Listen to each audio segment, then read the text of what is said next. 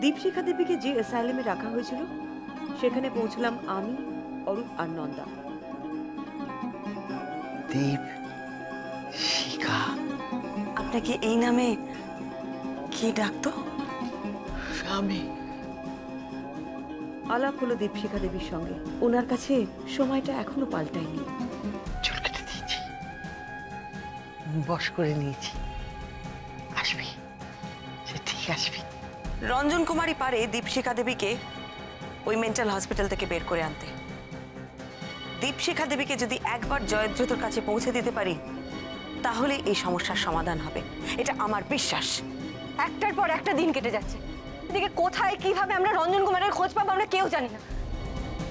তার আগে যদি জয়দ্রথ তোমার কিছু করে দেয় তখন? বাবা তোরা এত টেনশন করিস না। আচ্ছা আমাকে একটা কথা বল, আমি তো এখন একা নই, তোরা দুজন আছিস আমার পাশে। আমার তো এখন বিপদ হওয়ার সম্ভাবনা অনেক কম, কি ঠিক তো? বৌমা, শ্যামল বাবুকে একটা ফোন কর, আমি ওনার সাথে একটু কথা বলতে চাই। আচ্ছা, রিং হচ্ছে। মহুয়া বলো। শ্যামল বাবু, আমি পরমা মিত্র বলছি। এত আওয়াজ হচ্ছে ফোনে? আপনি কেন, কি আবার জানার আছে? সরি শ্যামল বাবু, আপনাকে একটু ডিস্টার্ব করছি। রঞ্জন কুমারের বর্তমান খোঁজ দিতে পারবেন আপনি? একটু জোরে বলুন, আমি বাইরে আছি, শুনতে পাচ্ছি না।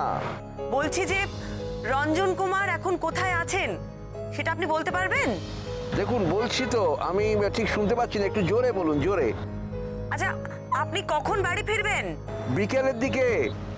কেন? না বলছিলাম যে আমি আপনার সাথে একটু দেখা করতে চাই, কাইন্ডলি যদি আমাকে একটু সময় দেন।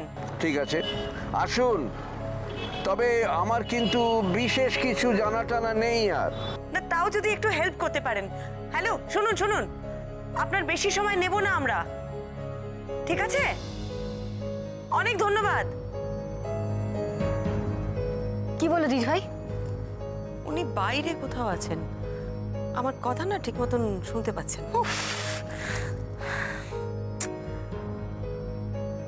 শ্যামল বাবু একটু বিরক্ত হয়েছেন বলে মনে হলো।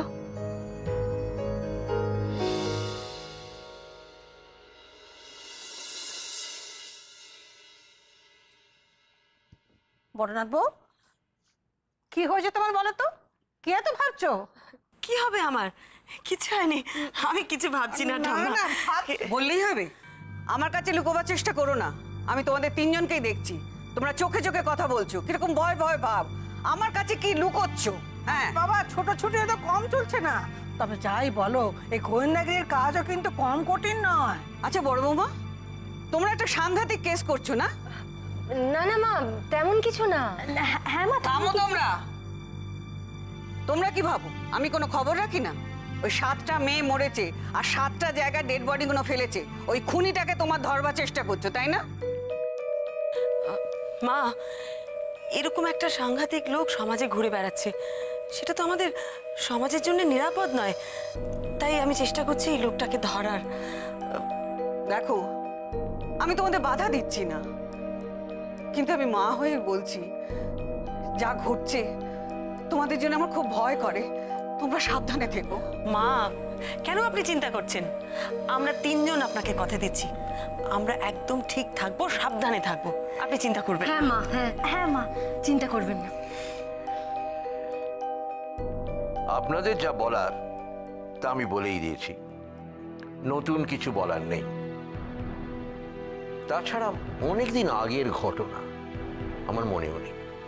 শ্যামলবাবু, আমি বুঝতে পারছি আপনাকে এইভাবে বারবার বিরক্ত করাটা ঠিক হচ্ছে না, কিন্তু বিশ্বাস করুন আপনাকে বলা ছাড়া আমার আর কোনো উপায় নেই। 40 বছর আগেকার ঘটনা, একজন হারিয়ে যাওয়া নায়কের খোঁজ পেয়ে আপনাদের কি লাভ হবে আমি তো বুঝতে পারছি না। দেখুন শ্যামলবাবু, লাভ তো একটা আছেই, সেই জন্যই আপনার কাছে সাহায্য চাওয়া। আমি অবশ্য ফোনে জেনে নিতে পারতাম, কিন্তু আপনাদের আগেই একটা কথা জানিয়ে রাখতে চাই, আপনারা এমন কিছু জানতে চাইবেন না যা আমার প্রফেশনাল সিক্রেট। সেসব কথা আমি জানাতে পারবো না। দেখুন, আমাদের খুব দরকার জানার। কি ব্যাপার বলুন তো? আপনারা বারবার আমার কাছে আসছেন, পুলিশ গোয়েন্দা, আপনারা কি কোনো কেসের ইনফরমেশন জোগাড় করছেন? কি কেস? ইনভেস্টিগেশন তো আপনারা করবেন, আমাকে যারা করছেন কেন? শ্যামলবাবু, আপনি নিশ্চয়ই জানেন যে শহরে পরপর 7টি মেয়ের মৃতদেহ পাওয়া গেছে। নিউজে দেখেছি, তার সঙ্গে এটার কি? দেখুন, এই 7টি খুনের সাথে রঞ্জন কুমার আর তার স্ত্রীর ইতিহাস জড়িত। আর পুলিশ যখন এই কেসটার সঙ্গে জড়িত হয়েছে, তখন একজন দায়িত্ববান নাগরিক হিসেবে সাহায্য করাটা আপনার কর্তব্য বলে মনে হয় না? শ্যামলবাবু, আমি পুলিশ ডিপার্টমেন্টের তরফ থেকে এটুকু বলতে পারি যে আপনি যদি আপনার প্রফেশনাল সিক্রেটটা আমাদের সাথে শেয়ার করেন, সেটা অ্যাটলিস্ট বাইরে লিক হবে না। শ্যামলবাবু, আমার অভিনেতা রঞ্জন কুমারের খোঁজ চাই। উনি এখন কোথায় আছেন, কিভাবে আছেন? বেঁচে আছেন তো? বেঁচে আছেন।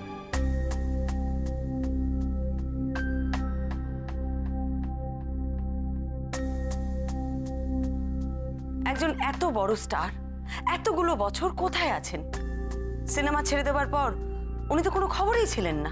হ্যাঁ, ছিলেন না। কেন ছিলেন না জানতে চাইবেন না, ওসব আমি কিচ্ছু জানি না। তাহলে উনি বেঁচে আছেন সেটা আপনি কি করে জানলেন? রঞ্জন কুমারের সঙ্গে যে নায়িকার অ্যাফেয়ার ছিল, তার একটা স্পেশাল ইন্টারভিউ নিতে গিয়েছিলাম বছর 2 আগে। মানে সুকন্যা গুপ্ত? হ্যাঁ। আমার রঞ্জন কুমারের সঙ্গে দেখা করাটা খুব দরকার। আপনি কি ওনার ঠিকানাটা জানেন? না, এক্স্যাক্ট ঠিকানাটা বলতে পারবো না, তবে ওই আইল্যান্ড নার্সিং হোম, সেখানে খোঁজ করে দেখতে পারেন। Nursing home? কেন, উনি কি অসুস্থ ছিলেন? আর কত প্রশ্ন আমাকে করবেন আপনারা?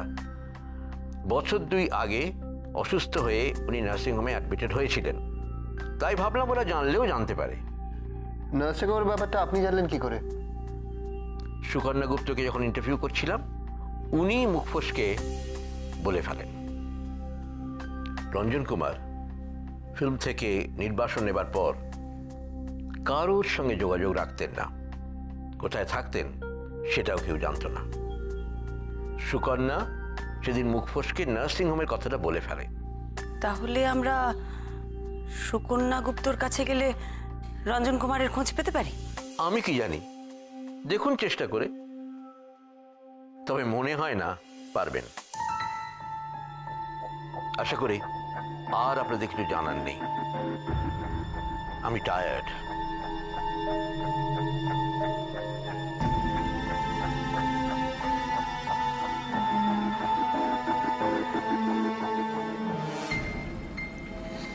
অনেক রাত হয়ে গেছে, আজকে আর অন্য কোনো কাজ? না, সে তো হবে না, কিন্তু ভাবছিলাম অরূপ, একবার হসপিটালটা হয়ে গেলে ভালো হতো না? ওখানে তুমি কি আর কি করবে? রঞ্জন কুমারের কারেন্ট অ্যাড্রেস দরকার তো। হ্যাঁ। আমি চলে যাচ্ছি। তুমি তো টায়ার্ড হয়ে গেছো, সারাদিন পরিশ্রম করছো, আমি তোমাকে যাবার পথে ডাবি দিয়ে বেরিয়ে যাচ্ছি। কিন্তু তুই জানতে পারলেই আমাকে জানাবি, আমি টেনশনে থাকবো। চল।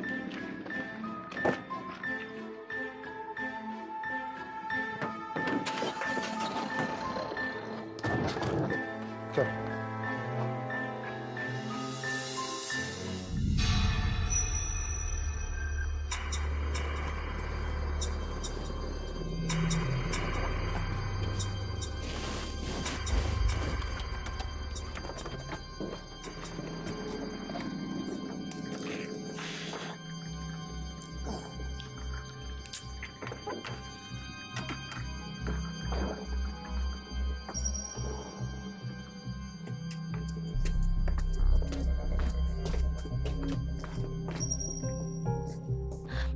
আমার ভালো লাগছে না, এটা একদম ঠিক হচ্ছে না। মেজদি ভাই, এছাড়া তো আমাদের কাছে আর কোনো অপশনও নেই। মহুয়া, তুমি ঘটনাটার গুরুত্ব বুঝতে পারছো না। আজকের দিনটা চলে যাওয়া মানে 5 দিন চলে গেল, কালকে 6 নম্বর দিন। আমার পাগল পাগল লাগছে। আচ্ছা মেজ বৌদি, বলছি এত টেনশন করো না। দেখো, এর আগে যে 7 জন মেয়ের সঙ্গে এই ঘটনাগুলো ঘটেছে তারা তো কেউ কিছু জানতো না। কোনো কিছু বোঝার আগেই তাদের সঙ্গে ঘটনাটা ঘটে গেছে, তারা ভিকটিম হয়ে গেছে। কিন্তু এখন তো তোমরা প্রায় সবটাই জানো, ফলে তোমরা তো প্রিপেয়ার্ড। কি রে মেজদা? এক্স্যাক্টলি। আমার আরেকটা জিনিসও মনে হচ্ছে যে এই লোকটার প্রাথমিক উদ্দেশ্য বৌদির ক্ষতি করা নয়, কিন্তু ও অন্য কিছু খুঁজে বেড়াচ্ছে। তাহলে মেজদা একটা কথা তো বলতেই হবে যে লোকটার সাইকোলজি কিন্তু বড় অদ্ভুত। ওর যদি মায়ের খোঁজই দরকার ছিল তাহলে তো দিদিভাইয়ের কাছ থেকে সরাসরি হেল্প চাইলেই পারতো। ঠিক। কিন্তু ও সেটা করেনি। ও ক্রাইমের মাধ্যমে দিদিভাইয়ের অ্যাটেনশন ড্র করার চেষ্টা করেছে। আর কোনো ছোটখাটো অপরাধ নয় কিন্তু। একটা ইনোসেন্ট মেয়েকে শুধুমাত্র দিদিভাইকে বাড়ি থেকে বের করবে বলে তার চুলে আগুন লাগিয়ে দিল। তারপরে দিদিভাই যে বাড়ি থেকে বেরোলো অমনি তার চুলের ডগাটা কেটে দিল। সব থেকে বড় কথা হচ্ছে লোকটা 7টা খুন করেছে। আশিস, আশিস, এর তো কোনো গ্যারান্টি নেই যে লোকটা দিদিভাইয়ের কোনো ক্ষতি করবে না। এভাবে বসে থাকলে চলবে না, আমাদের ভাইকে বলতে হবে। এভাবে লাইফ রিস্ক নিয়ে দিদিভাইকে গোয়েন্দাগিরি করতে দিতে পারি না আমরা। মেজদি ভাই, শুরু থেকেই না আমি লোকটার সাইকোলজিটা বুঝতে চেষ্টা করছি, জানো। আচ্ছা, এই ক্রাইমগুলোর পিছনে কোনো জটিল মনস্তত্ত্ব কাজ করছে বলে তোমাদের মনে হচ্ছে না? কিরকম? ওই লোকটার জীবনের ঘটনাগুলো দারুণ ট্র্যাজিক। একবার ভেবে দেখো দেব, একটা 4 বছরের বাচ্চার জীবনে মা বাবার ওরকম একটা ঘটনা সবকিছু তোলপাড় করে দিল। কত কিছু সহ্য করতে হলো তাকে, ভেবে দেখো তো একবার। দীপশিখা দেবী বলেছিলেন উনি ওনার ছেলেকে সব শিখিয়ে দিয়েছেন। ভাবতে পারছো মহুয়া, সেখানে তো আজকের নয়, ওনার ছেলের যখন মাত্র 4 বছর বয়স, ওইটুকু একটা বাচ্চা, তার মনের উপর কি সাংঘাতিক মানসিক চাপ পড়েছিল ভাবতে পারছো? কি ভয়ঙ্কর ব্যাপার না? একটা বাচ্চা ওইটুকু বয়স থেকে ব্ল্যাক ম্যাজিকের প্র্যাকটিস করছে। এই বয়সে এসে তো তার পাগল হয়ে যাওয়ার কথা। বোধহয় সেই জন্যই ছেলেটার মেন্টালিটি ওই রকম। কি ব্যাপার, সবাই এখানে? আজ খাওয়া দাওয়া হবে না নাকি? হ্যাঁ নন্দা, চল চল চল চল, অনেক রাত হয়ে গেছে, চল চল চল চল চল। বৌদি, বুঝি প্লিজ একটু সাবধানে থাকিস। হ্যাঁ, খেতে চল।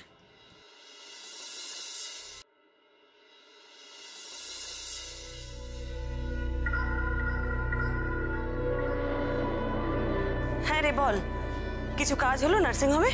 রঞ্জন কুমারের অ্যাড্রেস পেয়ে গেছি। পাওয়া গেছে? ঠিক আছে, তাহলে কাল সকালেই আমরা যাচ্ছি ওখানে। ঠিক আছে, ডান, রাখছি।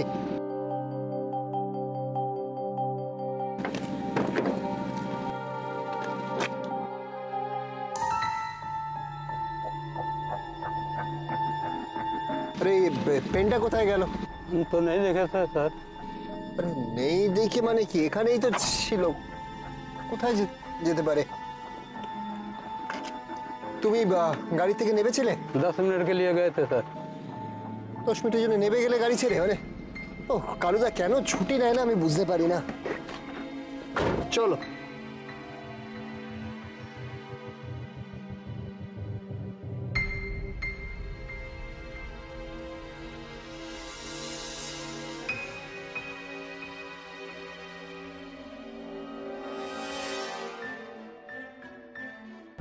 বৌমনি, তোমার কি মনে হয় যে রঞ্জন কুমারের কাছে গেলে আমাদের আসলে কোনো প্রবলেম সলভ হবে? কিছুটা তো হবে। জয়দ্রথর ইতিহাস জানতে গেলে এই রঞ্জন কুমারকে লাগবে। কিন্তু এই জয়দ্রথ তো কোনো খোঁজই পাওয়া যাচ্ছে না। আমার মনে হয় তো লোকটা আশেপাশেই আছে। লোকটা কি ভাবে, কোথায় থাকে, আমরা কিছুই জানি না। বেশ, লোকটা আমাদের ব্যাপারে সব কিছু জানে। আর আমার মনে হয় লোকটার নামটাও ফেক। হ্যাঁ দিদি ভাই, যদি নামটাম ভারিয়ে লোকটা আমাদেরকে ধোকা দেওয়ার চেষ্টা করে তাহলে কিন্তু এখনো আমরা অন্ধকারেই হাতড়াচ্ছি। কিন্তু চেষ্টা তো আমাদের চালিয়ে যেতেই হবে। আমার কেন জানি না মনে হচ্ছে কিছু সূত্র আমি এখনো পাইনি, সেই জন্যই গোটাটাকে একটা তারে বাঁধতে পারছি না। তাহলে আর কি, সময়ের অপেক্ষা। আমার ধারণা কিছু সূত্র খুব তাড়াতাড়ি আসবে। হ্যাঁ রে অরূপ, আমাদের পৌঁছতে আর কতক্ষণ লাগবে? কত দূরে জায়গাটা? একটু ফাঁকা অঞ্চলে, ওই আধ ঘন্টা মতো লাগবে।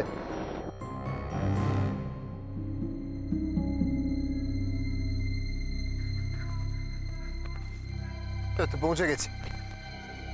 এই বাড়িটা? এত ভিড় কেন এখানে? তাই তো। চলো দেখি।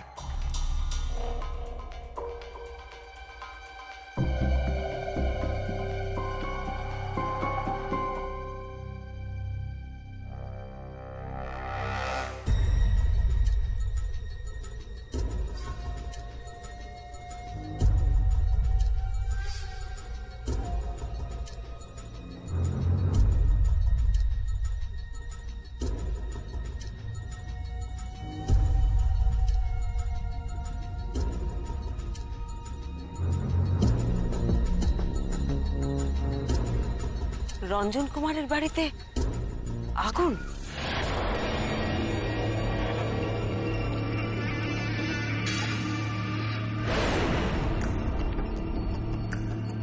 তোমরা দাঁড়াও, আমি দেখছি।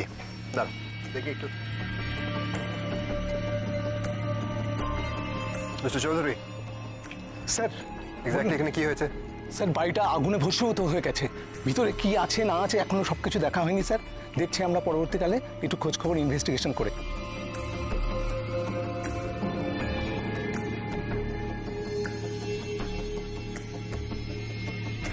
দিদি ভাই, ওই দেখো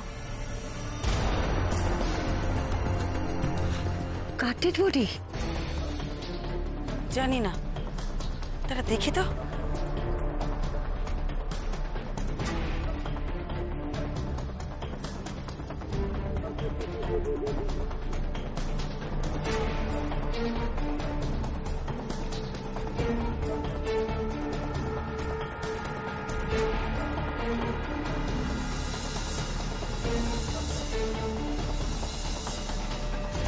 রঞ্জন কুমার?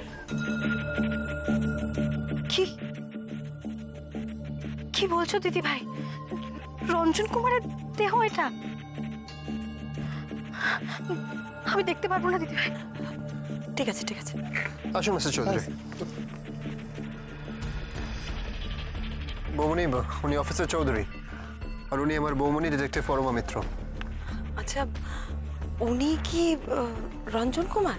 হ্যাঁ ম্যাডাম, ইনফ্যাক্ট এখানে এসে যে ওনাকে দেখবো এটা আমরা ভাবিনি।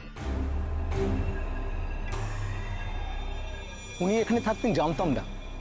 তাছাড়া অনেক দিন আগে উনি সিনেমার হিরো ছিলেন। এখনকার চেহারা দেখে খুব একটা চেনার কথাও নয়। তাই হয়তো আশপাশের লোকজন জানতো না যে উনি হচ্ছেন সেই বিখ্যাত নায়ক। আমি একটা জিনিস বুঝতে পারছি না, এই জায়গাটাও তো বেশ ফাঁকা ফাঁকা, কিভাবে হলো ব্যাপারটা? উনি খুন হয়েছেন।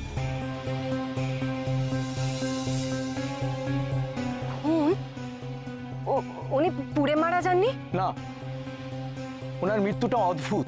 মারা হয়েছে বরফে জমিয়ে।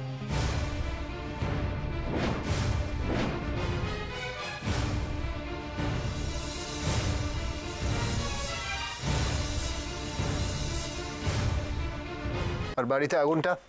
খুনি নিজেই লাগিয়েছে স্যার। ইনফ্যাক্ট গ্রামবাসীরা ছুটে এসে যখন আগুন দেখে তখন দেখে যে বাইরে লাশটা পড়ে আছে বরফের চাইয়ের মধ্যে। মানে তার আগেই খুনটা করা হয়ে গেছে।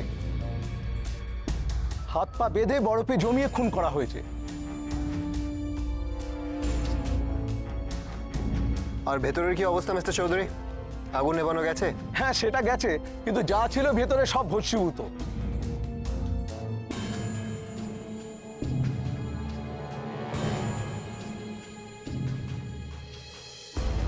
আর ফরেনসিককে খবর করা হয়নি?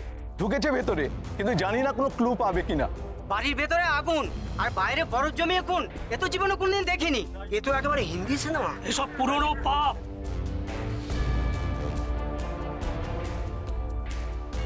পিছিয়ে যান, পিছিয়ে যান, পিছিয়ে যান। দেখি দেখি দেখি যান তো, একটু পিছিয়ে শুন।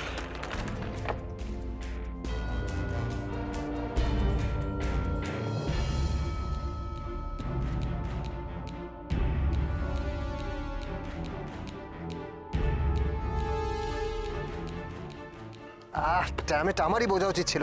কি? কাল রাতে লোকটা প্রবলেম আমাকে ফলো করছিল। সে কি? কাল আমি নার্সিং হোম থেকে বেরিয়ে গাড়িতে আমার পেনটা খুঁজে পাইনি। অরূপ, তার সাথে এটার কি সম্পর্ক? গাড়ি থেকে নামার সময় আমার পেনটা পড়ে গেছিল।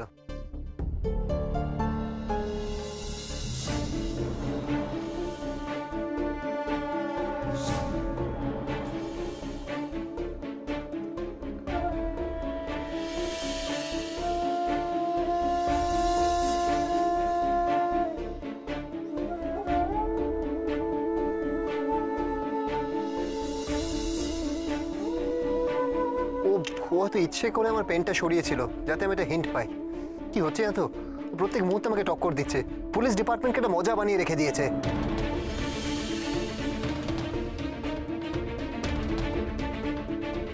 শুধু পুলিশ ডিপার্টমেন্টকে নয়, ও আমাকে ব্যবহার করে কিভাবে নিজের কার্য সিদ্ধি করলো দেখ অরূপ। ও যা যা চেয়েছে আমি তো তাই তাই করেছি। মানে কি করলে তুমি? ও জানতো না রঞ্জন কুমার কোথায় থাকে, কিন্তু সেটা ওর জন্য জানা খুব দরকার ছিল, ওর মায়ের হয়ে প্রতিশোধ নেবার জন্য। আমাকে ফলো করে করে ঠিক পৌঁছে গেল সেখানে।